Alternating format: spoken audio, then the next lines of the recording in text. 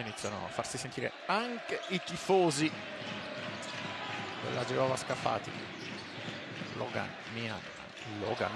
recupera Flaccadori. Spagnolo, Stone, Okoye, 5 secondi per l'attacco della Gevova. Stone pareggio a 26.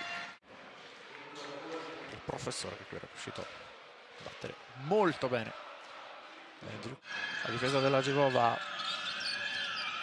Poi ci prova Conti. Il pareggio a 28. Okoye per Julian Stone, ancora Okoye.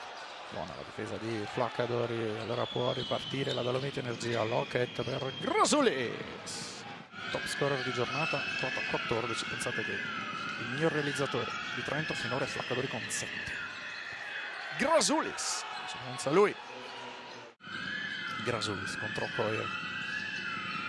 In avvicinamento Grasulis. Gran lavoro il suo. Ed è massimo vantaggio per gli ospiti. Solo ferro sul tiro di Hanna. Altra seconda opportunità per la Gevova Scafati. Logan si arresta il tiro. David Logan. Hanna. E poi Thompson si va da Stone che si alza da 3. Julian Stone. Pinkins e Thompson per la Gevova. Eccolo Thompson che ne appoggia due importanti per Pinkins, insegnato per Clement Hanna. Entra per Thompson and one. Attacco della Gevova. Il taglio di Thompson che va in ritardo, che raggiunge doppia cifra. 11 punti per lui. Hanna. Pinkins finta il tiro, arriva fino in fondo. Pinkins. Time out Molin. Rivediamo Pinkins. Fatto Grasulis. Ancora una volta c'è.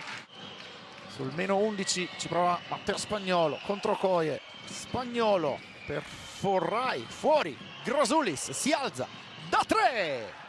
Spagnolo contro Logan. Spagnolo in angolo. Grasulis. Ciaff.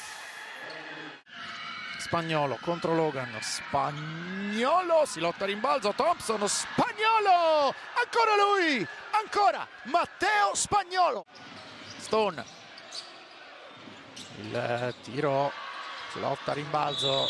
E finisce qui. La Dolomiti Energia Trentino espugna il Palamangano 79-74.